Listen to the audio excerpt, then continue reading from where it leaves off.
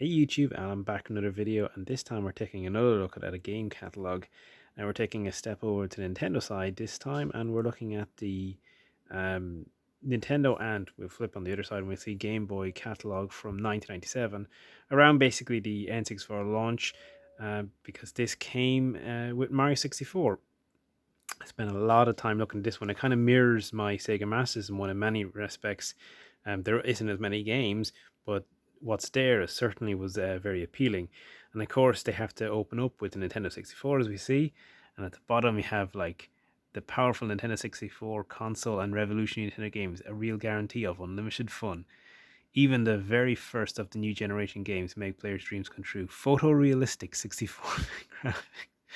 Scene 16-bit stereo sound and fantastic game design from the Nintendo Dream Team. So many interesting statements there. Photorealistic. Now, these were very impressive back then. But even back then, I don't think people were really thinking, oh my god, I can't distinguish this from a photo. Like, we'll jump over. We'll jump over here and we see Wave Race. Now, it's a very good looking game. You can kind of get that reflection of the water and whatnot, but no one thought that was photorealistic. A race through wildly seeding waves is breathtaking realistic. A fascinating jet ski spectacle that is miles ahead of any other game. And to be fair, it's a very, very good game. For the time as well, make great use of technology and the 3D controller. But yeah, the European version with the borders. Of course, for me, I found this particularly interesting, even though, of course, I had Mario 64. I mean, those screenshots, they're clearly from the prototype, especially the top one. I mean, Bowser's model is different, the HUD is different. So it's one of those things where you kind of end up getting drawn to something, even though, I have the final version.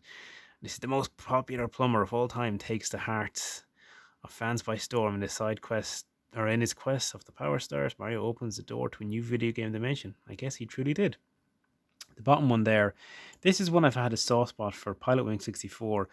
Always enjoyed it. It's very, it can be quite challenging, but it can be very relaxing just to kind of explore the environments. Your dream of flying has never been closer to becoming a reality. It was fun to explore, especially little states, a lot of little secrets hidden around, and it really was one of those experiences that probably only worked the way as well as it did because it was so early in the 3D generation. I don't know how well it would fly today, but I definitely think it should make a comeback in some kind of, retro collection format for people to re-experience. Let me flip over to the other side. And of course, you have Mario Kart 64. Make way for the greatest racing fun since the invention of the engine. I'm surprised it didn't really kind of push in the description the four-player nature, because that was the big standout compared to the SNES original. Then you have Killer Instinct Gold. The only one on this page I don't think I own, actually. Never big a fighting fan, but this was a big deal back then. And at the bottom you had Star Wars Shadows of the Empire. Of course, Star Wars was being reintroduced, big license. Shadows of the Empire, it's a mixed game. I've actually completed it more recently. I didn't have it back then, but I do now. And yeah, definitely mixed bag. And what do we have in the back then? We have the Game Boy. Where do you play with yours? Probably at home, plugged in.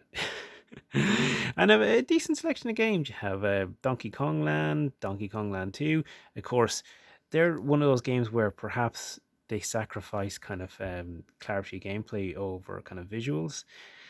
Donkey Kong, you see a player select or player's choice or whatever they want to call them.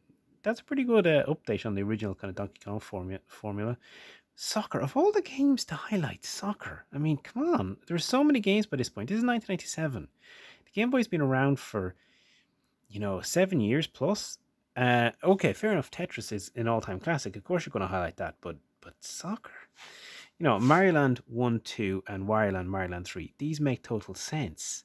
And then you have the different color range, because they're trying to push, that you have your own choice of colors, and trying to push the Game Boy Pocket, the world's smallest video game console, an absolute classic for young and old. The colored, that's an interesting choice of word. The colored Game Boys of the Special Edition are now supplemented by a 30% smaller Game Boy Pocket with half the weight and silver housing. Blah blah blah. So yeah, they're kind of. Are they saying that they're the originals and they're not the Pocket?